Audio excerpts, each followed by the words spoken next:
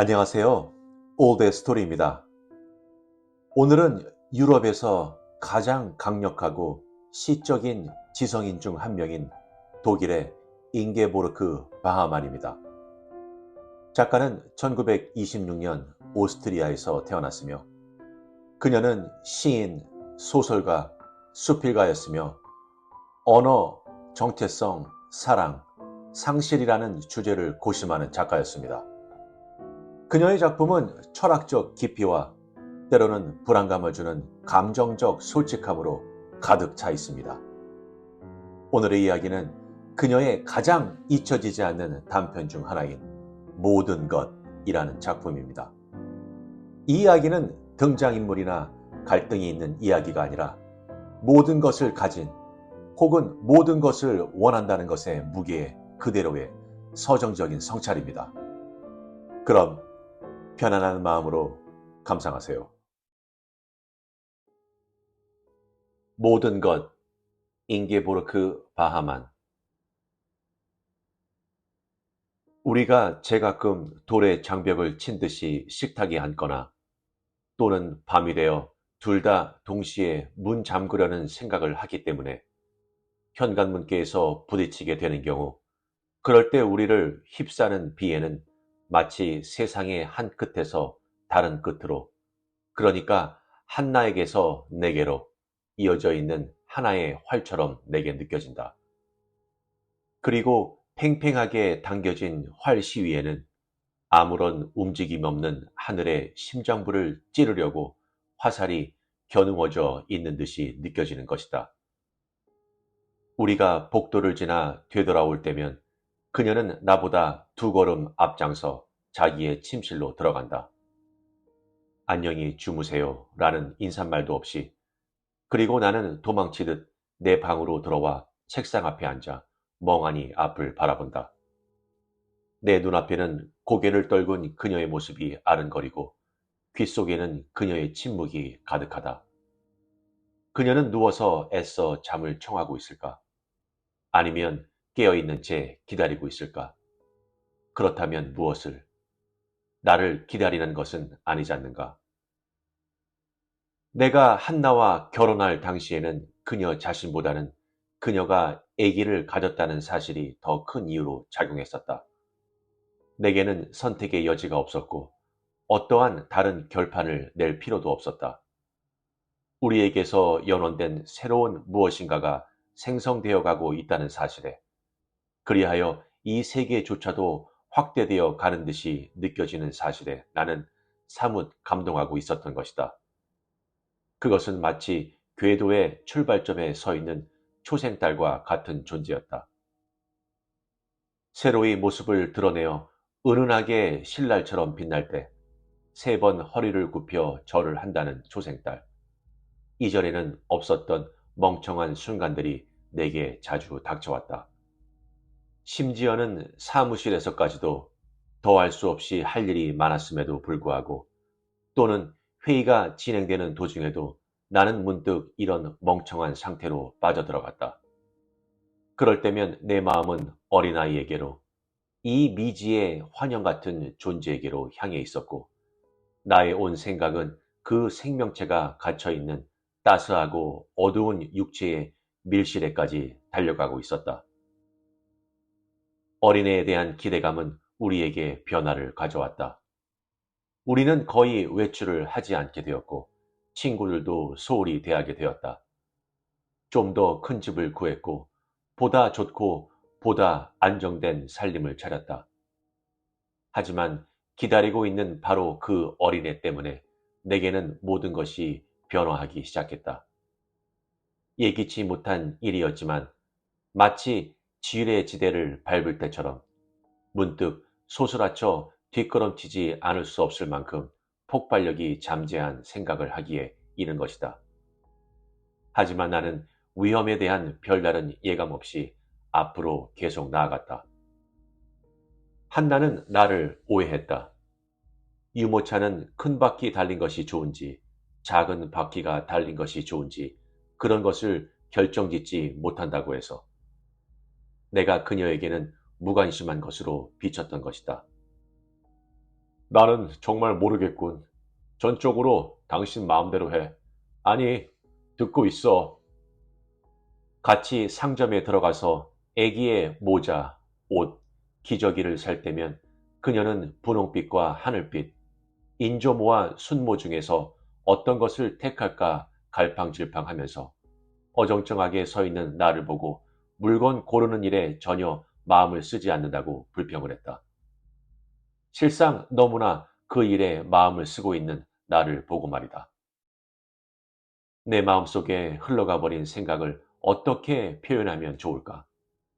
그것은 마치 한 사람의 야만이니 자신이 움직이고 있는 세계, 취사장과 잠자리, 일출과 일몰, 사냥과 식사시간 틈바구니의 세계 역시 수백만 년이라는 과거의 연륜을 가졌고 앞으로도 흘러갈 바로 그 세계라는 것.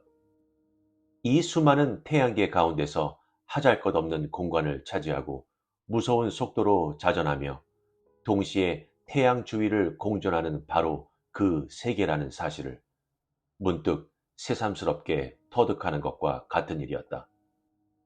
그렇듯 갑자기 나는 스스로를 전혀 다른 연관하에서 나와 어린애를 묶어놓은 연관하에서 보게 된 것이다. 일정한 시점이 오면 아마도 11월 초순이나 중순이 오면 한때 내가 그랬던 것 같이 똑같이 그리고 나 이전의 모든 인간들이 그랬던 것과 똑같이 하나의 생명체로서 인생의 행렬에서 차례를 맡게 될 어린애와의 연관하에서 그것은 정확하게 표상해내야만 하는 일이다. 이 전체의 계열, 잠들기 전에 검은 양과 흰 양을 표상해내는 일처럼 때로는 몽롱하게 졸음을 가져다주는 그러다가 어느새 암담할 지경으로 말똥말똥 깨어나게 만드는 상상인 것이다. 한나는 어머니에게 배운 이 방법이 어떠한 다른 수면제보다도 효력이 있다고 장담을 하지만 나로서는 이런 처방에 의존해서는 도저히 잠을 청할 수가 없다. 그보다는 아마도 다음과 같은 사슬을 생각하는 것이 한결 효과적으로 안정을 가져올지는 모른다. 그리하여 셈은 아르박삿을 낳았으니라. 아르박삿은 35이 되었을 때 셀라를 낳았고 셀라는 에벨을 그리고 에벨은 벨렉을 낳았느니라. 30살이 되었을 때 벨렉은 르우를 낳았고 르우는 수룩을 수룩은 나을을 낳았고 그리고도 이어서 수많은 아들과 딸이 생기었느니라. 아들들은 끊일 줄 모르고 아들을 낳았으니라.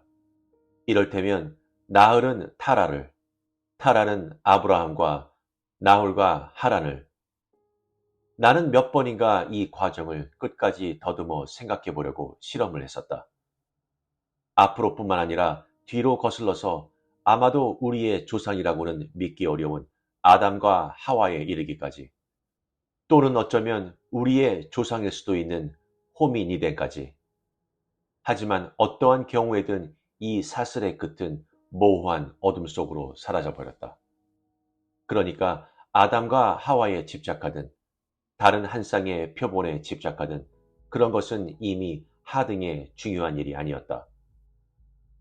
다만 이 계열에 집착하려 들지 않고 차라리 왜 누군가가 한 번은 이 계열의 자리에 서야만 하는가 라는 질문을 해본다면 우리는 쉽사리 이 사슬에 개입하든 이탈하든 전혀 개의치 않게 되며 모든 생성에 대해 최초의 생명과 최후의 생명에 관해 전혀 초연하게 될 것이다.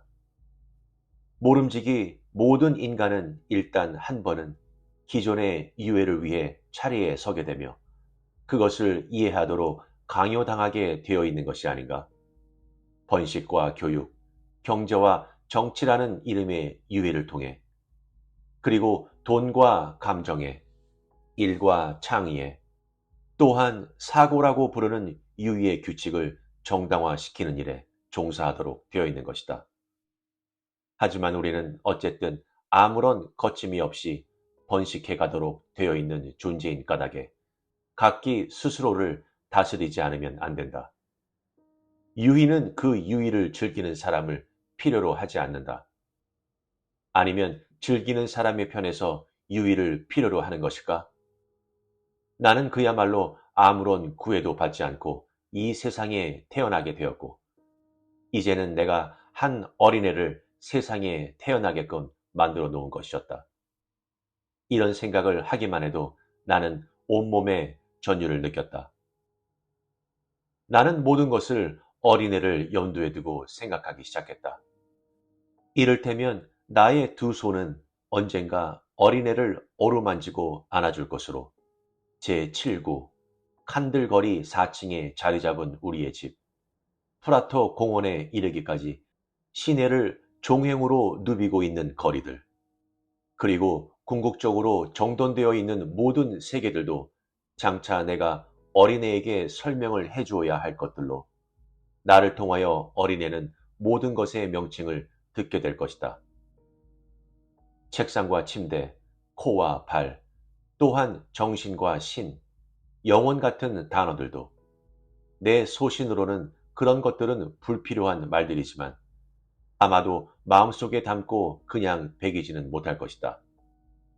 그리고 좀 더 지난 후에는 공명, 투명 양화, 천년 기설, 우주 여행 같은 복잡스런 언어까지도 모든 것이 어떤 의미를 지녔으며 모든 것이 어떻게 사용해야 하는 것인가를 문의 손잡이와 자전거, 양친물과 서식 용지 따위를 나는 내 어린애에게 알려주리라. 내 머릿속은 어지럽게 소용돌이 치고 있었다. 어린애가 세상에 태어나자 물론 나는 준비해 놓은 거창한 백과사전을 사용할 수가 없었다. 어린애는 노랗게 흐물거리는 뭉텅이로 가련하기 짝이 없어 거의 누워 있었다. 그런데 나는 미처 한 가지 준비를 해놓지 못하고 있었던 것이다. 어린애에게 이름을 지어주어야 하는 일을. 그래서 서둘러 한나와 의견을 모아서 세 개의 이름을 호적에 올렸다. 나의 아버지의 이름과 한나의 아버지의 이름, 그리고 나의 할아버지의 이름을.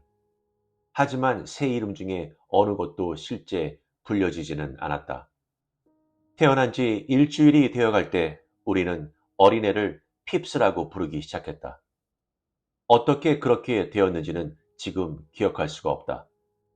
아마도 거기에 대한 책임은 내게도 있었을 것이다. 지치지도 않고 무의미한 절차를 만들어 연결하는데 열심을 부리던 한나를 따라 나도 어린애를 애칭으로 부르기로 했던 것이다. 원래의 이름이 그렇듯 앙증스러운 발가숭이에게는 도저히 어울리지가 않았기 때문이다. 귀여워 어쩔 줄 몰라 우왕좌왕하다가 생겨난 이름이었지만 해가 거듭될수록 나는 그 이름에 대해 격분을 느꼈다. 이따금 나는 그것을 어린애가 미리 방어할 수 있기나 했던 것처럼 그 모든 것이 우연히 생긴 것이 아닌 듯이 이름의 원인을 어린애 자신의 탓으로 돌렸다. 핍스. 나는 앞으로도 그 이름을 계속 부르지 않을 수 없으리라. 그리하여 평생 그 이름을 웃음거리로 또한 우리의 자신을 웃음거리로 만들 것이다. 핍스가 깨었다. 잠들었다 하면 연한 하늘빛 아기 침대에 누워있을 때 내가 할 수 있는 일이라고는 오로지 어린애의 입가에 묻은 몇 방울의 침과 시큼한 우유를 닦아주거나 소리쳐 울기라도 하면 달래줄 양으로 안아올리는 일밖에 없었다. 그럴 때 나는 그 어린 존재도 내게 무엇인지 의도하고 있다는 것. 그렇지만 나로 하여금 그 의도를 간파할 시간의 여유를 허용해 주는 것이라고 생각이 처음으로 들었다. 마치 누구에게는 현시하여 어둠 속으로 사라졌다가는 여전히 알 수 없는 눈초리를 보내며 다시금 모습을 드러내는 하나의 영혼처럼 반드시 시간의 여유를 주는 것 같았다. 나는 곧잘 어린애의 침대 곁에 앉아서 거의 움직이는 것 같지 않은 어린 얼굴을 초점 없이 바라보는 눈을 내려다보며 판독해낼 근거가 없는 고대의 문자를 주시하듯이 어린 모습을 관찰했다. 한나가 조금도 당황하지 않고 닥치는 일에 매달려서 책의 처방대로 어린 것에게 마실 것을 주고 재우고 깨우며 침대를 바꿔주고 기저귀를 갈아주는 것을 보는 것은 내게 기쁜 일이었다. 그녀는 조그만 탈지면 조각으로 아기의 코를 닦아주었고 통통한 허벅지 사이에 분가루를 뿌렸다. 그렇게 어린애와 그녀는 혼연일체가 된 듯 싶었다. 두세 주일이 지나자 그녀는 어린애에게서 최초의 웃음을 유도해내려고 애를 썼다. 그리하여 과연 놀랍게도 어린애가 웃음을 지어 보였을 때 그 찡그린 얼굴이 내게는 수수께끼로 전혀 무관한 존재로 여겨졌다. 심지어 어린애의 눈은 갈수록 자주 정확하게 우리를 바라보고 팔을 뻗쳐 오는데도 내게는 그것이 전혀 무의미한 것이라는, 다만 훗날 언젠가 어린애가 습득하게 될 근거를 우리가 섣불리 찾고 있다는 의혹이 솟아올랐다.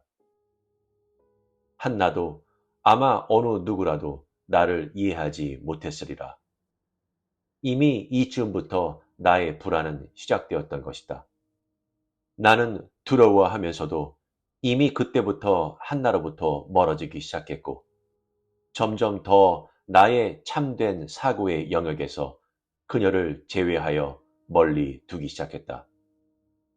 나는 내 안에서 하나의 약점과 어린애로 인해 그것을 발견할 수 있었던 것이다. 패배에 접근하는 감정을 발견해냈다. 내 나이는 한나와 마찬가지로 30살이었다. 과거 어느 때보다도 젊고 우아한 모습의 한나. 하지만 어린애가 내게는 아무런 새로운 젊음도 가져다 주지 않았다. 어린애가 자신의 영역을 넓혀가는 그만큼 나는 내 것을 뒤로 물리지 않을 수 없었고, 어린애가 웃음을 띠고 환성을 지르고 고함을 칠 때마다 나는 벽으로 물러났다. 그 미소, 그 울부짖음, 그 고함의 싹을 아예 질식시킬 힘은 내게 없었던 것이다. 바로 여기에 문제점이 있었을는지는 모르는 것이다. 내게 주어진 세월은 빨리도 흘러갔다. 핍스는 유모차에서 똑바로 고개를 가누고 앉을 수 있게 되었고, 첫 이가 나왔고, 곧잘 우렁차게 울어제쳤다. 때로는 몸을 쭉 뻗치기도 하고 비틀거리며 선말을 하더니 눈에 띄게 점차 똑바로 서게 되었고, 또 온 방을 두루 헤매며 기어다녔다. 그러던 어느 날 첫 말을 하게 되었다. 이것은 중지시킬 수 없는 일이었다. 나는 어떻게 해야 좋을지 갈수록 알 수가 없어졌다. 어찌해야 할 것인가? 이전에 나는 어린애에게 세계를 가르쳐 주어야 한다고 생각했었다. 그런데 어린애와의 침묵의 대화를 시작하게 된 이래로 나는 어찌해야 할 바를 모르게 되었고 다른 깨우침을 받게 되었다. 이를테면 나는 얼마든지 사물의 이름을 알려주지 않을 수 있고 그 사용법을 가르쳐주지 않을 수도 있지 않은가? 어린애는 최초의 인간이었다. 그와 더불어 모든 것이 새로이 시작되는 것이다. 그렇다고 모든 것이 그로 인해 전혀 달라질 수 있다는 의미는 아니었지만 적나라한 모습의 세계, 아무런 의미를 붙이지 않는 세계를 그에게 그대로 맡겨서는 안 된단 말인가? 실상 나는 어린애를 의도와 목적, 선과 악으로, 그리고 실제의 것과 가상의 것으로 끌어들이지 않도록 해야 했던 것이다. 무엇 때문에 그를 내 세계로 유인해 들여와서 배우고 믿게 하며 기뻐하고 슬퍼하게 만들어야 한단 말인가? 이곳, 우리가 서 있는 이 세계야말로 모든 세계 중에서 가장 나쁜 세계이며 따라서 오늘날까지 어느 누구도 이 세계를 이해한 자는 없었던 것이 아닌가? 하지만 어린애가 서 있는 이곳에서 확정 지을 수 있는 것이라고는 아무것도 없는 것이다. 지금껏 아무것도, 앞으로 그것이 얼마나 더 지속될 것인지. 그러다가 문득 나는 깨닫게 되었다. 모든 것은 언어의 문제라는 것을.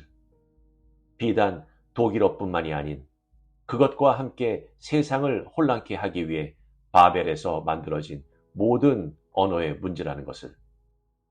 그 언어 가운데서 하나의 언어가 서서히 구체화되어 몸짓과 시선에, 사고의 전개와 감정의 흐름에까지 영향을 미치고 있기 때문인 것이다.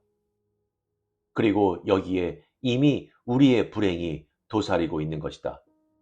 그러니까 모든 것은 하나의 문제로 귀결되는 것이었다. 즉, 어린애 자신이 새로운 언어를 구축하여 새로운 시대를 이끌어낼 수 있을 때까지 우리의 언어에 닿지 않게끔 그를 어떻게 보호하느냐 하는 문제였다. 종종 나는 핍스만 데리고 집을 나갔다. 그리고 한나가 어린애에게 베푼 행위, 귀여워 어쩔 줄 몰라 하며 행한 애무며 교태, 장난기를 어린애에게서 다시금 발견했을 때 나는 너무나 놀라웠다. 그는 우리를 조차 빠져들고 있었다. 한나와 나뿐이 아닌 대체로 모든 인간을 쫓아 빠져들고 있었던 것이다. 그렇지만 그가 자율적인 행동을 하는 순간들도 있었다. 그럴 때 나는 열심히 그를 관찰하고는 했다. 어린애에게는 모든 길이 동일한 것이었다. 모든 존재도 동일한 것이었다. 분명코 한나와 나는 항시 그 애의 곁에 있었으니까. 우리는 그 애와 좀 더 가까운 거리에 서 있었지만 그래도 역시 그 애에게는 동일한 것이었다. 앞으로 그것이 얼마나 더 갈 것인지. 어린애는 공포심을 가지고 있었다. 그렇다고 눈사태나 파렴치함을 무서워하는 것이 아니라 나무에 붙어 달랑거리는 한 잎의 잎새를 무서워하는 것이었다. 그리고 한 마리의 나비를 무서워했다. 파리를 보고는 어쩔 줄 몰라 하며 놀라는 것이었다. 그때 나는 생각했었다. 만일 저 나무가 온통 바람에 휘어버릴 때 내가 그냥 아무런 해명을 해주지 않는다면 이 아이는 어떻게 살아갈 수 있을까? 어린애는 이웃의 꼬마랑 계단에서 부딪혔다. 그때 그는 꼬마의 얼굴을 정통으로 아무렇게나 쥐었다가는 물러서 버렸다. 아마 앞에 있는 것이 어린애였다는 의식조차도 없었을는지도 모르겠다. 또 그 애는 이전에는 기분이 언짢을 때나 울어제쳤는데 이제는 아우성을 침으로써 더 많은 것을 요구하고 있었다. 대개 잠들기 전의 시간에 식탁으로 데려가려 안아 올리거나 장난감을 뺏거나 하기만 해도 그런 사태가 발생했다. 어린애에게는 굉장한 분노가 도사리고 있었다. 방바닥에 벌렁 엎드려 양탄자를 꽉 부여잡고는 얼굴이 파랗게 질리고 거품을 입에 담을 지경으로 아우성을 칠 수 있었고 잠을 자면서도 마치 흡혈귀가 가슴팍을 달라붙는 듯이 비명을 지르는 일이 있었다. 이 고함을 보고서 나는 어린애에게는 고함을 칠 용기가 주어져 있으며 그 아우성이 효과가 있다는 내 견해를 한층 굳혔던 것이다. 아, 그러던 어느 날 한나는 달래듯이 어린애를 나무라며 버릇이 없다고 말했다. 그녀는 아이를 껴안고 입을 맞추는가 하면 엄하게 눈을 똑바로 뜨고 바라보며 어머니의 마음을 상하게 하면 못 쓴다고 타이르는 것이었다. 그녀는 감탄할 만한 유혹의 기술을 지니고 있었다. 이름 모를 강물을 꼼짝 않고 굽어보고 서서 물줄기가 자기 쪽으로 흐르도록 유인했다. 우리가 자리 잡은 강변을 서성대면서 초콜릿, 오렌지, 팽이, 장난감 곰을 가지고 흐름을 끌어당기는 것이었다. 그런데 나무가 그늘을 던질 때면 나는 무슨 소리인가를 들은 듯 싶었다. 어린애에게 나무의 언어를 가르치라는 마음속의 음성을. 이 세계는 하나의 시도이다. 그런데 이 시도는 지금껏 똑같은 방법으로 되풀이하여 똑같은 결과를 초래해온 것이다. 그것으로서 이제 지겹도록 충분하지 않은가? 그러니 다른 시도를 하라. 그를 그늘로 가게 하라. 지금까지의 결과란 죄와 사랑, 절망 속에서의 인생이었다. 나는 모든 것을 일반적으로 생각하기 시작한 것이었다. 그래서 그런 유의 단어가 떠오른 것이다. 하지만 아이에게는 그와 같은 죄와 사랑, 그리고 낱낱의 불행을 면하게 해줄 수 있지 않을까? 그리하여 그 아이에게는 전혀 다른 생각을 위한 자유를 줄 수도 있지 않을까? 그렇다. 일요일이면 나는 아이를 데리고 비엔나의 숲속을 거닐었다. 그리고 우리가 물가에 다다랐을 때 내 마음속에서 소리가 들려왔다. 그에게 물의 언어를 가르치라. 우리는 돌을 건너뛰고 나무 뿌리를 지났다. 그에게 돌의 언어를 가르치라. 그로 하여금 새로운 뿌리를 받게 하라. 나뭇잎이 떨어졌다. 어느덧 가을이 돌아와 있었던 것이다. 그에게 나뭇잎의 언어를 가르치라. 하지만 나는 그러한 언어의 한마디도 알 수가 없었고 찾아낼 수도 없었다. 내가 지닌 것은 오로지 나의 언어뿐, 그 테두리를 벗어날 수가 없었기 때문에 나는 그저 묵묵히 어린애를 데리고 오르막길을 올랐다가 다시 내려와 집으로 향했던 것이다. 그 집에서 어린애의 문장을 조립하는 것을 배웠고 그 함정 속으로 빠져들어갔다. 어느 틈엔가 아이는 원하는 바를 표현하게 되었고 부탁의 말을 발음해냈고 명령을 하거나 또는 오직 말을 하기 위한 말을 했다. 훗날의 일요일 산복길에서 아이는 풀줄기를 잡아 뜯었고 벌레를 집어드는가 하면 풍뎅이를 움켜잡았다. 이제 그것들은 이미 아이에게 동일하게 무심할 수 없는 것들이었다. 아이는 그 동물들을 자세히 들여다보고 내가 미리 앞질러 손에서 빼앗지 않을 경우에는 죽여버렸다. 집에서는 아이는 책과 상자값 그리고 장난감 인형을 갈기갈기 토막내어 버렸다. 모든 것을 잡아당겨 물어뜯었고 모든 것을 직접 건드려보고 집어던지고 허겁지겁 껴안았다. 아, 어느 날인가 아이는 정통하게 되리라. 그때까지만 해도 꺼리낌 없이 속을 터놓던 한나는 이따금 핍스가 한 말에 대해 나의 주의를 환기시켰다. 그녀는 아이의 순진한 시선과 순진한 어투, 행동에 홀딱 반하고 있었던 것이다. 하지만 완전히 무방비 상태로 말을 모르던 처음 몇 주일이 지난 후부터는 나로서는 도대체 아이에게서 천진성을 발견해낼 수가 없었다. 어쩌면 그 당시에도 아이는 천진한 것이 아니었고 다만 표현할 능력이 없었을 따름인지 모른다. 리넨의 뚫뚫 말린 연약한 살덩어리, 그것에 속한 가느다란 호흡과 거대하고 어렴풋한 머리통. 아마도 그 머리는 피레침처럼 세상의 소식을 흡수하여 흩어버리고 있었는지도 모를 일이었다. 핍스가 좀 자라자 그 아이는 곧잘 집 옆 막다른 골목에서 다른 아이들이랑 어울려 놀 수 있게 되었다. 언젠가 한 번은 정오가 될 무렵 집으로 들어가려 하다가 나는 핍스가 다른 새 꼬마랑 함께 돌담을 따라 흐르는 물을 깡통에 받고 있는 것을 보게 되었다. 그 일이 끝나자 아이들은 빙 둘러서서 무슨 말인가 주고받았다. 그것은 흡사 무슨 상의를 하는 듯이 보였다. 마치 기사들이 어디에다 구멍을 뚫기 시작하며 어디를 파기 시작해야 할까를 의논하듯이 말이다. 그리고 그들은 포장도로 위에 웅크리고 앉았다가 다시 일어나 세 개의 포석을 더 갔다. 그때 핍스는 막 들고 있던 깡통을 쏟아버릴 기세였다. 하지만 그 장소도 그들의 계획에는 마땅치가 않은 모양이었다. 그들은 다시금 몸을 일으켰다. 분위기는 긴장감이 맴돌았다. 이 얼마나 남자다운 긴장감이냐. 무슨 일이든 터지고야 말 긴박감. 그러자 1미터 더 떨어진 곳에서 장소가 찾아진 모양이었다. 그들은 다시 웅크리고 앉았다. 침묵이 흘렀다. 그리고 핍스는 깡통을 기울였다. 더러운 물이 포석 위로 흘렀다. 그들은 말없이 엄숙하게 그것을 지켜보고 있었다. 결국 일은 벌어졌고 끝장이 났다. 아마도 목적이 성취된 모양이었다. 성취되지 않을 수 없었다.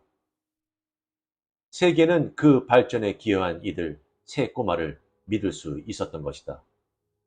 앞으로도 그들은 세계의 발전에 기여하리라. 그 점을 나는 확신했다. 그리고 집 안으로 들어가 위층 침실로 올라가 침대에 몸을 던졌다. 세계는 발전을 거듭해왔고 세계를 발전시킬 수 있었던 거점이 발견되었다. 그리고 그것은 항상 동일한 방향이었다. 나는 나의 아이가 그 방향을 찾지 못하기를 바랐었다. 언젠가 훨씬 이전에 나는 아이가 바른 길을 찾지 못하면 어찌할까 두려워한 적이 있었다. 바보스럽게도 나는 아이가 이 방향을 찾지 못할세라 염려했던 것이다. 나는 일어나서 몇 차례 차가운 수돗물을 양손 가득 받아 얼굴에 끼얹었다. 아이를 더 이상 원치 않는 마음이었다. 아이가 미웠다. 그 아이는 너무나 이해가 빨랐고 이미 모든 방면의 발자국을 뒤쫓고 있었기 때문이다. 나는 빈둥거리며 돌아다녔다. 그리고 인간에서 우러나오는 모든 것에 대해 나의 증오심을 연장시켰다. 전차 선로, 집 주소, 제목, 시간의 구분, 질서라고 이름하는 인간의 머리를 짜서 만든 온갖 잡동사니, 쓰레기 반출, 강의 시간표, 호적 사무소, 어느 누구도 거역할 수 없고 거역하지도 않는 이 온갖 보잘것없는 시설들, 이 재단, 비록 나는 그것들의 희생물이 되었을 망정, 내 아들만은 희생되기를 원치 않았던 이 모든 것을 나는 증오했다. 이렇게 해서 내 아이가 그것의 희생물이 되었던가? 그가 이 세계를 정비한 것도 세계의 혼란을 야기시킨 것도 아닌데 말이다. 무엇 때문에 그 아이가 세계 안에서 적응해야만 했던가? 나는 소리 높이 외쳤다. 그에게 기회를 주라. 내 아들이 못쓰기 되기 전에 단 한 번이라도 기회를 주라. 나는 나 자신에 대해서도 분노를 느꼈다. 나라는 존재야말로 내 아들을 억지로 세계 속으로 밀어넣었고 그의 해방을 위해서는 속수무책이 아니었던가? 내게는 그를 해방시킬 책임이 있었다. 나는 행동으로 옮겨 그를 데리고 떠났어야만 한다. 어느 외딴 섬으로 퇴거해야만 한다. 하지만 한 새로운 인간의 새로운 세계를 건립할 수 있는 그런 섬이 어디에 있단 말인가? 나는 애초부터 아이와 함께 낡은 세계에 참여하도록 꼼짝없이 갇혀 저주를 받고 있었던 것이다. 그 때문에 나는 어린애가 몰락하게 방치해두고 있었다. 나의 사랑에서 이탈하게 내버려 두고 있었다. 이 어린애는 그야말로 모든 것에 능력이 있었다. 다만 이 악순환의 고리를 깨뜨리고 나올 능력만은 갖추지 못했던 것이다. 핍스는 학교에 갈 때까지 몇 해를 노는 일로 보냈다. 문자 그대로 노는 일로 보냈다. 나는 핍스에게 기꺼이 놀도록 허용을 했지만 훗날 겪을 일을 미리부터 환기시키는 놀이, 이를테면 숨바꼭질, 뺄셈과 가위질, 도둑놀이와 헌병놀이 같은 것은 못하게 했다. 나는 아이가 전혀 다른 순수한 놀이를 하기를, 지금껏 알려진 것과는 다른 동화를 듣기를 원했다. 하지만 나로서는 아무런 생각도 떠오르지 않았다. 게다가 아이는 오로지 흉내내는 일에만 급급하고 있었다. 그럴 수가 없다고 여길지는 모르지만 우리네 같은 이에게는 전혀 다른 해결책이 없다. 모든 것은 끊임없이 상과 하로, 선과 악으로, 밝음과 어둠으로, 양과 진로, 친구와 적수로 양분되는 것이다. 또한 우화 속에서 다른 형태나 동물의 양상으로 등장하는 장면에서도 그것들은 어느 틈엔가 인간의 모습으로 실체를 드러내는 것이다. 어떻게 무엇을 목표해서 아이를 형성시켜야 할지를 알 수 없었기 때문에 나는 그것을 포기해버렸다. 한나는 내가 아이에 대해 전혀 관심을 기울이지 않는다는 것을 눈치챘다. 언젠가 우리는 그 점에 관해 이야기를 나누려고 한 적이 있었다. 그때 그녀는 꼭 괴물처럼 나를 뚫어지게 응시했다. 나는 나의 이야기를 끝까지 털어놓을 수가 없었다. 그녀가 벌떡 일어나 내 말을 잘라버리고 아이의 방으로 돌아가 버렸기 때문이다. 때는 저녁 무렵이었다. 그날 저녁부터 한나는 아이와 더불어 기도를 하기 시작했다. 나도 그랬지만 이전에 그녀에게서는 도저히 상상조차 할 수 없는 일이었다. 저는 피곤하여 잠을 자겠나이다. 사랑하는 주여, 제게 신앙심을 주소서. 그리고 이와 비슷한 기도들을 나는 이 점에 관해서 역시 별로 관심을 두지 않았지만 그들은 훨씬 더 광범한 기도의 레파토리를 가지게 되었음이 틀림없다. 지금 생각하니 그녀는 기도를 통해 아이를 보호하기를 바랬던 것 같다. 십자가며 마스코트, 주문 등의 모든 것이 그녀에게는 정당하게 인정되었으리라. 근본적으로 그녀가 옳았다. 이제 곧 핍스는 이리떼 속에 묻혀 함께 울부짖게 될 터이니까. 신께 너의 혼이 맡겨져 있기를 이라는 말이 어쩌면 궁극의 가능성이었는지 모를 일이었다. 우리는 둘 다 이렇듯 각기 자기의 방식대로 핍스를 세상에 건네주었던 것이다. 핍스가 학교에서 불량한 성적을 가지고 집으로 올 때면 나는 아무 말도 안 했다. 그렇다고 위로의 말을 해준 것도 아니었다. 한나는 속으로 부심하고 있었다. 점심 식사가 끝나면 일정하게 아이와 같이 앉아 숙제를 돌보아주며 알고 있는지를 확인했다. 그녀는 할 수 있는 한은 자기 일에 최선을 다했다. 하지만 나는 그 최선의 일을 믿지 않았다. 핍스가 장차 중학교에 진학하든 못하든 버젓한 인물이 되든 못 되든 나는 아무래도 상관이 없었다. 노동자라면 자기 아들이 의사가 되기를, 의사는 자기 아들이 최소한 의사가 되기를 원한다. 나는 그것을 이해할 수가 없다. 나는 핍스보다 우리보다 더 영리하기를, 더 출중하기를 바라지 않았다. 나는 그 애가 나를 사랑하기를 바라지도 않았다. 아이는 내게 복종할 필요도 내 뜻에 고분고분 응할 필요도 없었다. 아니, 내가 바란 것은 그는 다만 처음부터 다시 시작해서 단 한 번이라도 독자적인 제스처를 보여주면 되었다. 그리하여 우리의 제스처를 흉내낼 필요가 없다는 것을 입증해 주기만 하면 되었던 것이다. 나는 아이한테서 단 한 번도 독자적인 제스처를 본 적이 없다. 나는 새로이 태어났지만 그는 그렇지가 않은 것이다. 나는 새로이 태어났다.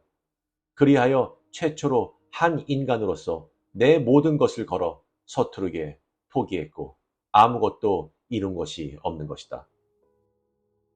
나는 핍스를 위해 아무것도, 그야말로 철두철미 아무것도 바라지 않았다.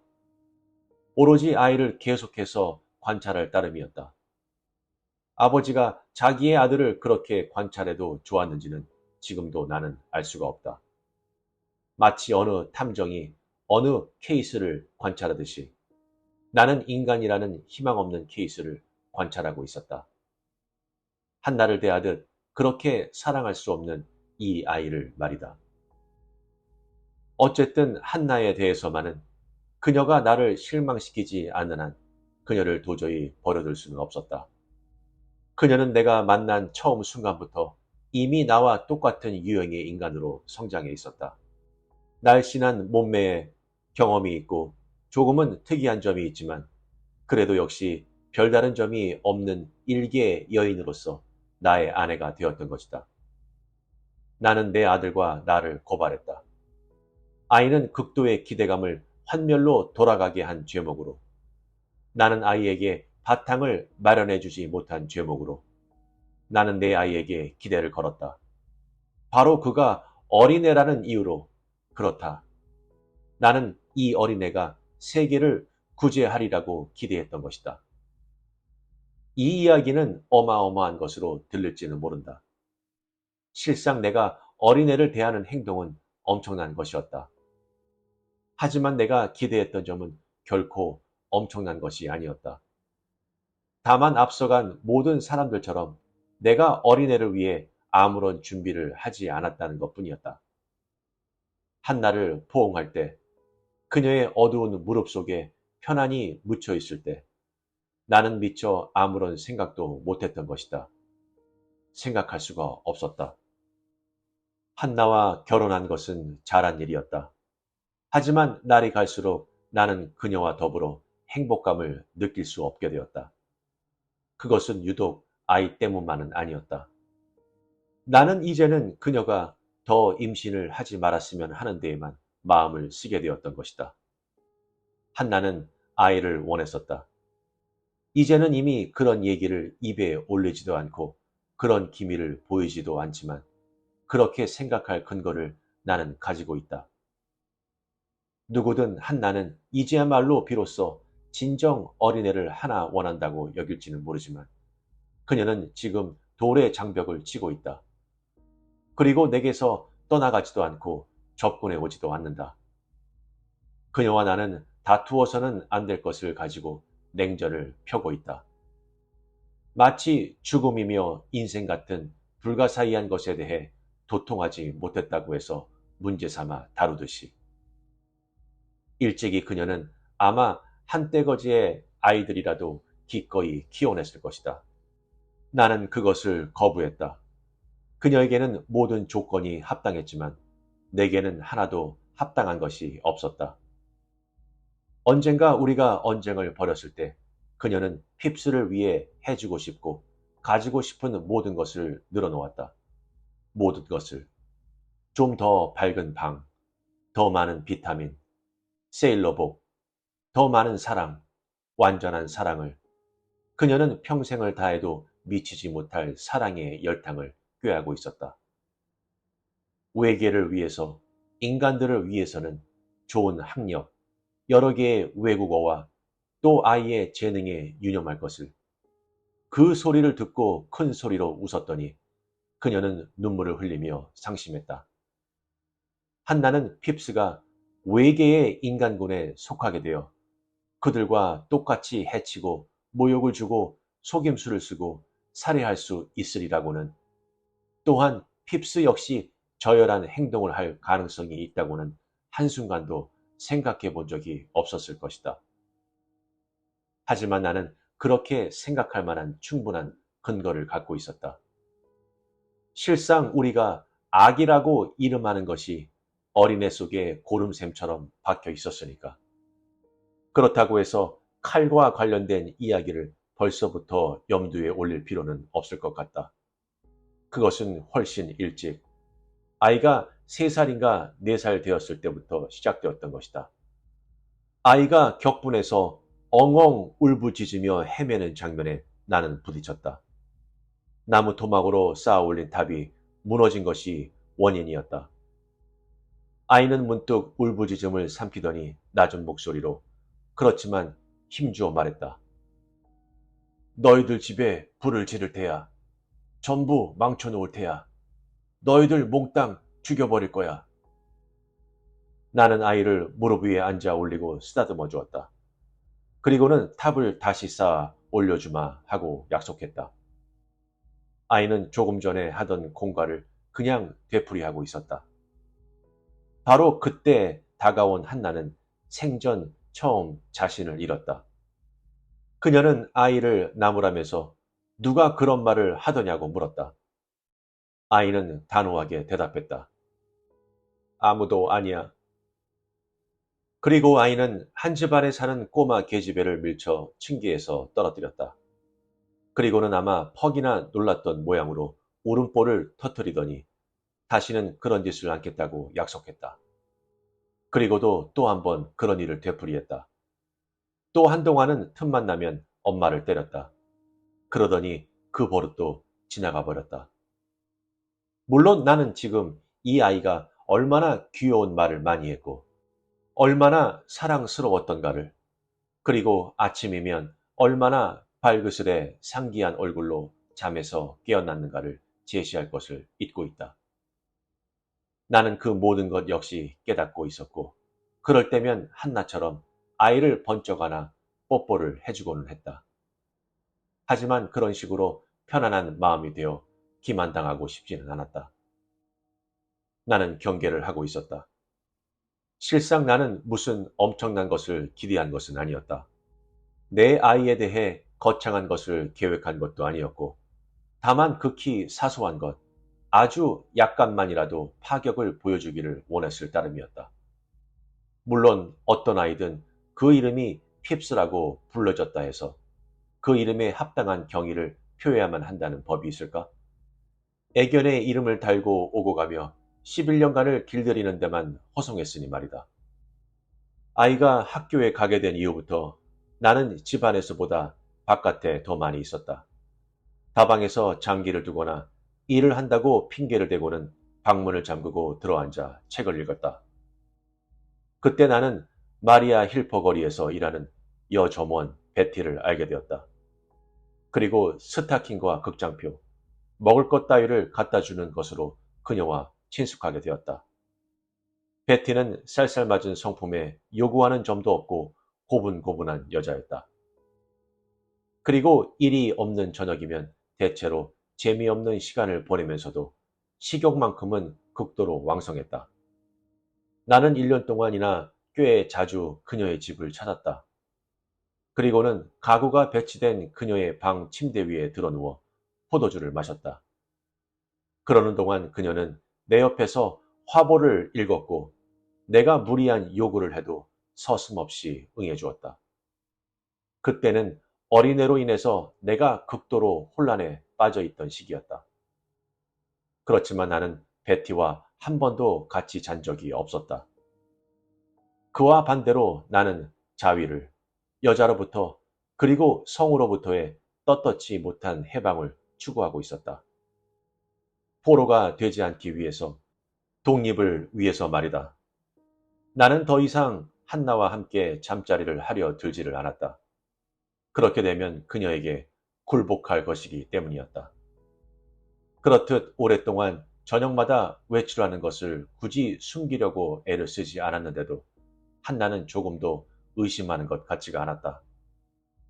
그런데 어느 날인가 나는 사실이 그렇지 않다는 것을 알게 되었다. 그녀는 이미 베티와 내가 퇴근 후에 종종 만나던 엘자 호프 카페에서 함께 있던 모습을 보았던 것이다. 그리고 바로 이틀 후에 코스모스 영화관 앞에서 나와 베티가 극장표를 사려고 열에 끼어서 있는 장면을 본 것이다. 한나는 보통과는 전혀 다른 태도를 취하고 있었다. 마치 전혀 모르는 사람을 보듯이 나를 보아 넘겼던 것이다. 그래서 나는 정작 어떻게 해야 좋을지 갈피를 못 잡았다. 그리고는 마비된 듯이 그녀를 향해 고개를 끄덕이고는 내 손 안에서 베티의 손을 느끼며 창구 쪽으로 밀고 들어가 극장 안으로 들어가고 말았던 것이다. 뒤늦게 생각하니 내 행동이 정말 믿을 수 없이 여겨진다. 영화가 상영되는 동안 나는 질책에 대비해서 변명을 짜내었고 영화가 끝나자 집으로 가려고 불이 나게 택시를 잡아탔다. 그렇게 함으로써 무엇이든 다소 보상이 되던가 예방을 할 수 있었던 것처럼 말이다. 한나가 한마디 말도 하지 않았기 때문에 나는 미리 준비해 놓은 대사를 쏟아내 놓았다. 그녀는 내가 늘어놓은 얘기가 자기와는 전혀 아랑곳없다는 듯이 침묵을 고집했다. 그러더니 마침내 입을 떼어 굉장히 어렵게 어린애를 생각해야 한다고 말했다. 핍스를 생각해서라도 이런 말이 나왔던 것이다. 그녀가 허둥지둥 당황해하는 모습에 나는 기가 죽어 용서를 빌었다. 무릎을 꿇고는 다시는 그런 일이 없을 것이라고 맹세를 했다. 정말 나는 그 후 베티를 다시는 만나지 않았다. 그러면서도 왜 그녀에게 2통이나 편지를 썼는지는 알 수가 없다. 그녀로서는 분명코 일고의 가치도 두고 있지 않았을 편지를. 답장은 없었다. 답장을 기대하지도 않았다. 그것들이 나 자신이나 한나에게 마땅히 되돌아오기라도 할 듯이. 나는 그 사연 안에서 전에 없이 한 인간에게 나 자신을 내맡겼던 것이다. 이따금 나는 베티에게서 협박을 받을까 걱정을 했다. 왜 협박을 한단 말인가? 나는 그녀에게 돈을 우송했다. 도대체 왜? 한나가 그녀에 관해 안다는 이유로? 이 혼란, 이 황량함. 나는 남자로서 기능을 잃은 무능력자처럼 느껴졌다. 실상 나는 그런 상태에 머물기를 바랬다. 그것이 내가 바라는 기대의 일진되는 그 기대가 나를 위하여 이루어지기를 소원했다. 성에서 이탈하여 끝에 이르는 것, 하나의 끝, 그것에 이르기만 한다면, 하지만 발생된 모든 사태는 이를테면 나와 한나, 핍스의 문제가 아니라 아버지와 아들, 죄와 죽음의 문제였다. 어느 책에선가 나는 이런 구절을 읽은 적이 있다. 위를 향하는 것은 하늘의 태도가 아니다. 하늘의 고약한 버릇에 관해 설명해주는 이 문장을 모든 사람이 이해한다면 좋을 것 같다. 아니다. 실상 하늘이 아래를 굽어보며 밑에서 방황하는 무리에게 계시를 내려주는 태도를 보이는 적이 얼마나 있었던가. 아버지와 아들이라는 것, 아들이라니 그것이 존재한다는 사실은 이해할 수 없는 일이다. 이런 불투명한 존재에 대해 설명해줄 투명한 단어가 없기 때문에 지금 내게 그런 말들이 떠오른 것이다.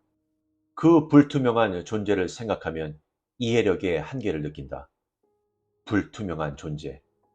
나 자신까지 무언가 미심쩍은 정의할 수 없는 나의 정자와 아이에게 양분을 주어 키우고 출생을 동반했던 하나의 피. 이것들이 뭉뚱그려져서 하나의 불투명한 존재를 이룬 것이다. 그리고 그 존재는 피로써 끝마쳤다. 머리의 상처에서 콸콸 쏟아져 나온 붉게 반짝이는 피로써 증식을 고한 것이다. 그때 아이는 협곡에 붉어져 나온 바위에 누워 아무 말도 못하고 있었다. 다만 제일 먼저 달려간 친구에게 라는 한마디를 했을 뿐 아이는 무슨 의미를 표현하려 했는지 매달리려 했는지 손을 들려고 애를 썼다. 하지만 손은 이미 들려지지가 않았다. 잠시 후 선생님이 굽어 내려다 보았을 때 아이는 소곤거렸다. 집으로 가고 싶어요. 나는 아이가 이런 말을 했다고 해서 그가 나와 한나에게로 오기를 갈망했었다고 생각하기를 삼가하겠다. 모름지기 누구나 죽음을 자각할 때는 귀소 본능이 있는 법이다. 아이는 죽음을 느꼈던 것이다. 그는 아이였기 때문에 거창한 사연을 전달할 것도 없었다. 이를테면 핍스는 극히 평범한 아이였고 그의 마지막 생각에 장애될 것은 아무것도 없었다. 다른 아이들과 선생님이 막대기를 구해서 들것에 핍스를 윗마을로 운반했다. 도중에 아니 불과 몇 발자국 옮기기도 전에 핍스는 죽었다. 사라진 것일까? 잠이 든 것일까? 사망 통지서에다 우리는 이렇게 기록했다. 우리의 독자, 불의의 사고로 연결. 인쇄소에서 주문을 받은 사나이가 진심으로 사랑했던 우리의 독자라고 쓰면 어떻겠느냐고 물었다. 하지만 수화기 앞에 서 있던 한나는 그럴 필요 없다고 대답했다. 사랑했다던가 진심으로 사랑했다던가 하는 것은 너무나 자묘한 것이며 전혀 문제가 될 것 없다고 말한 것이다. 나는 이 소리를 듣고 바보스럽게도 그녀를 껴안고 싶은 마음이 들었다. 그렇듯 나의 감정은 그녀에 대해 위축되어 있었던 것이다. 그런데 그녀는 나를 옆으로 밀쳐냈다. 도대체 지금까지도 그녀는 나를 그렇게 생각하는 것일까? 도대체 그녀는 무엇 때문에 나를 질책하고 있는 것일까? 오랫동안 혼자서 아이를 돌봐왔던 한나는 이제 존재가 없는 듯이 주변을 배회하고 있다. 마치 핍스로 인해 핍스와 함께 그녀는 중심점에 서서 스포트라이트를 받고 있었는데 이제 그 조명이 거두어 들여진 것 같았다. 그녀는 이제 아무런 개성도 특성도 없는 여자처럼 그녀에 관해서 말할 것이 아무것도 없이 되어버렸다.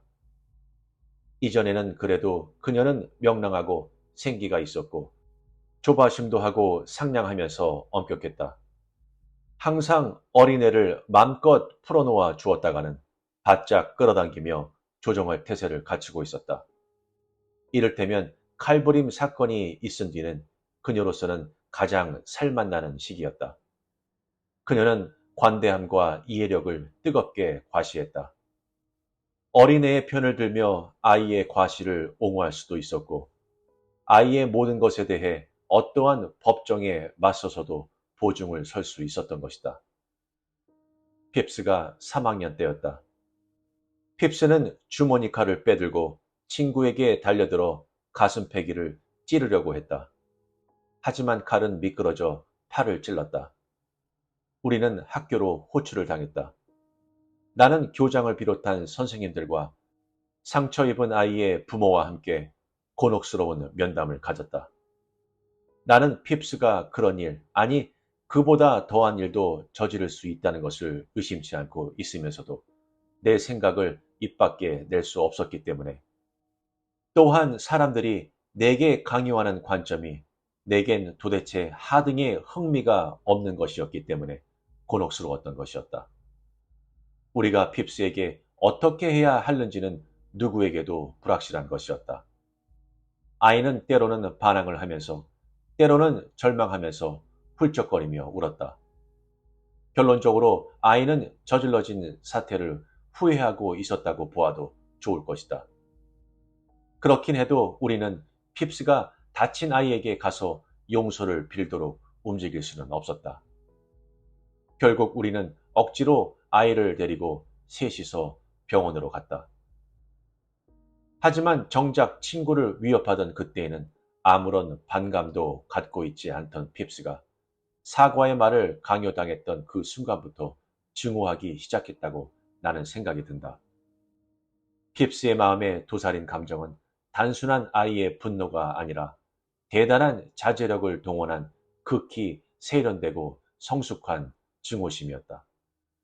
아무도 투시할 수 없는 복잡하고 까다로운 감정을 핍스는 가슴속에 맺고 있었던 것이다. 아이는 마치 어른의 모습을 띠고 있었다. 모든 것을 끝장나게 했던 학교의 소풍을 생각할 때마다 나는 항상 그 칼부림 사건을 연상하게 된다. 그 두 개의 사건은 다시금 내 아들의 존재를 내게 상기시켜준 충격으로 인해서 막연히 관련성이 있는 것처럼 내게는 생각되었다. 이 두 개의 사건을 제외하면 아이의 몇 년 동안의 학교 시절이 내 기억에서는 백지로 남아있다. 그것은 아이의 성장이나 사고와 감정의 발달에 대해서 내가 전혀 관심을 기울이지 않았기 때문이었다. 아이는 아마 같은 또래의 아이들과 별로 다를 바 없었을 것이다. 사나우면서도 곰살맞고 떠들썩하면서도 말이 없는 성품. 그것은 아마도 한나에게만은 유일성과 특수성을 지녔던 것이다.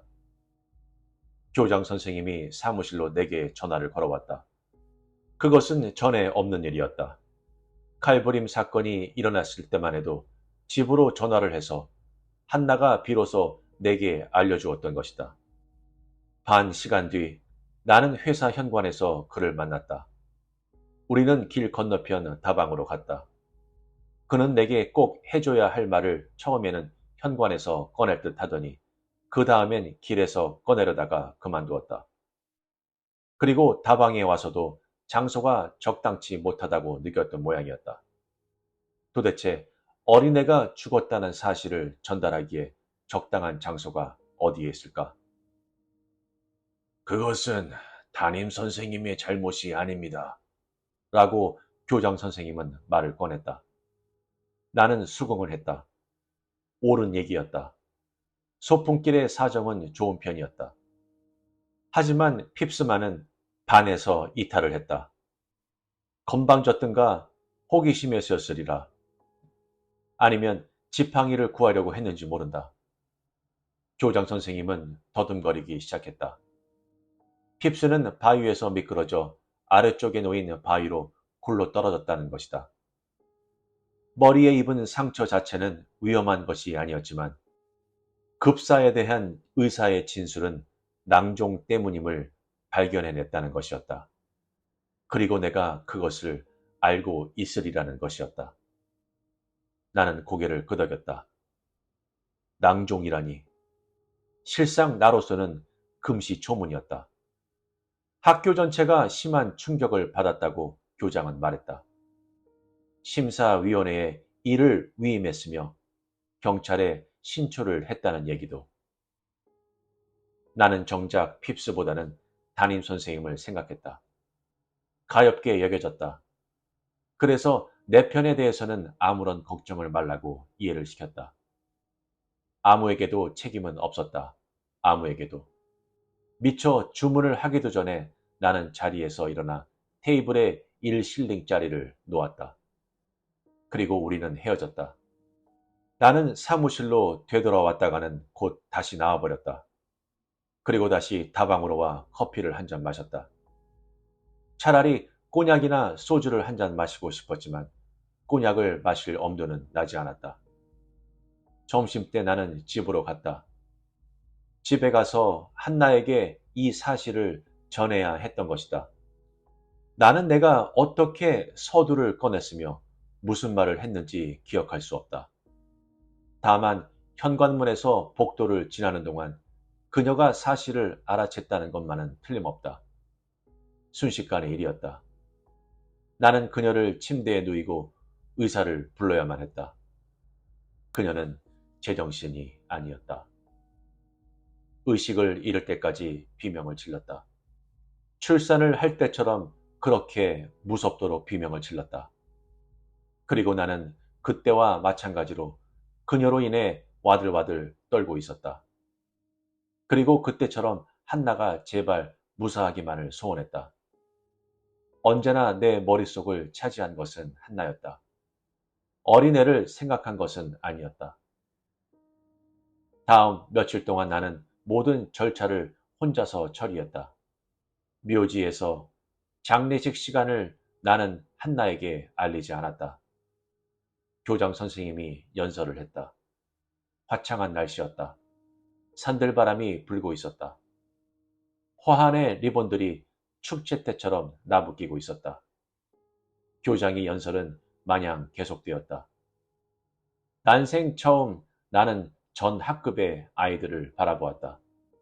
핍스가 거의 매일처럼 반나절을 함께 지냈던 아이들. 뚱하니 앞을 바라보고 서 있는 조그만 개구쟁이들의 무리들. 그 가운데서 핍스가 찔러 죽이려 했던 아이가 내가 알고 있는 유일한 아이였다. 주변에는 보이지 않는 냉기가 감돌고 있었다. 그 냉기는 가까운 것이든 먼 것이든 할 것 없이 똑같이 우리에게서 아득히 밀어내버리고 있었다. 무덤과 둘러선 사람과 화환이 아득히 밀려나고 있었다. 중앙 묘원 전체가 아득히 동쪽 지평선 밖으로 물러서 있는 것을 나는 보았다. 사람들이 악수를 해올 때도 나는 다만 손 위에 얹히는 압박만을 느꼈을 뿐 그들의 얼굴은 아득히 물러나 보였다. 아주 가까이에서 정확하게 보는 것 같았지만 그래도 역시 아득히 그야말로 먼 곳에 그들의 얼굴은 물러나 있었다. 그늘의 언어를 배워라. 너 자신이야말로. 하지만 이제 모든 것이 흘러가 버렸다.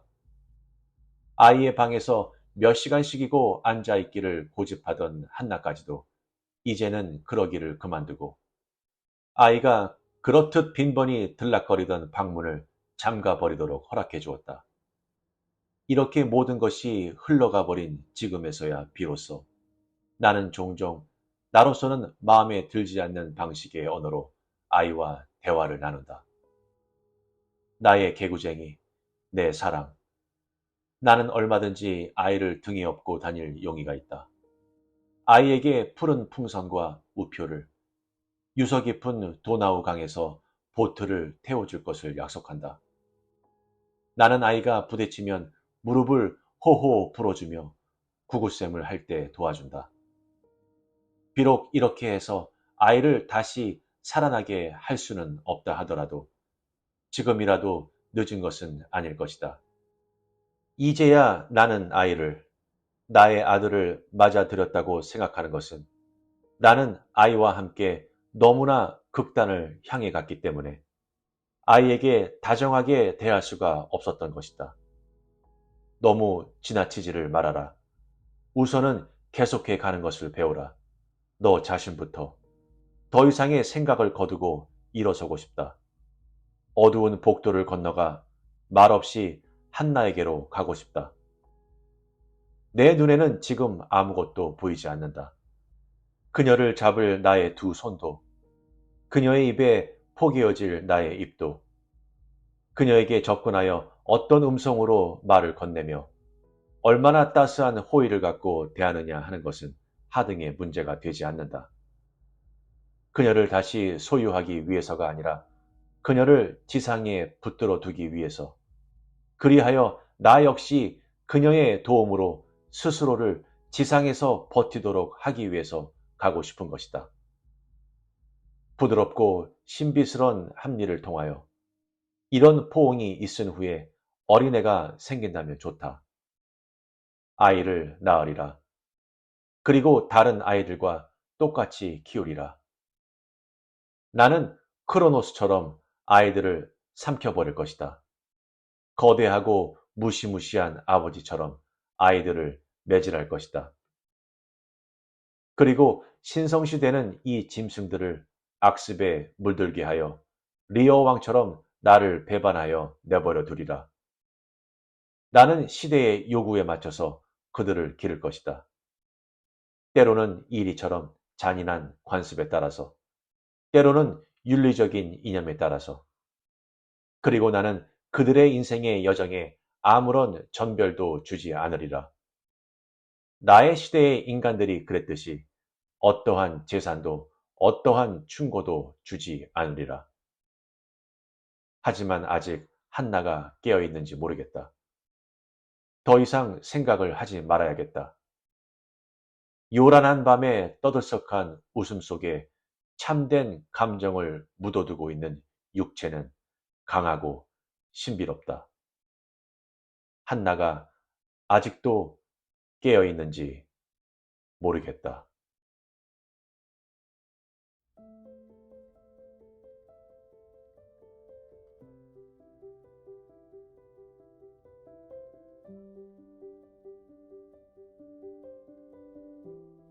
어떠셨나요? 와우, 와우입니다. 잉게보르크 바하만의 모든 것이었습니다. 조용히 풀리는 목소리, 결코 가라앉지 않는 생각들이 머릿속을 맴도는데요. 이런 이야기는 해결책을 제시하지 않습니다. 오히려 마치 명확한 답이 없는 질문처럼 계속 맴도는 것 같은 느낌입니다. 작품은 소리치지 않고 심지어 속삭이지도 않습니다. 오히려 생각하며 그렇게 함으로써 우리 자신의 침묵을 성찰하도록 부드럽게 요구합니다. 지금 우리가 사는 세상에선 지금 더 원하라고, 더 가지라고, 더 나아지라고 끊임없이 말하는 세상에 살고 있습니다. 하지만 모든 것이 여전히 우리를 공허하게 만들 때 어떻게 될까요? 이 작품의 나레이션을 맡은 하나의 남편. 어찌 보면 모든 것을 가졌다고 볼 수 있는 사람인데요.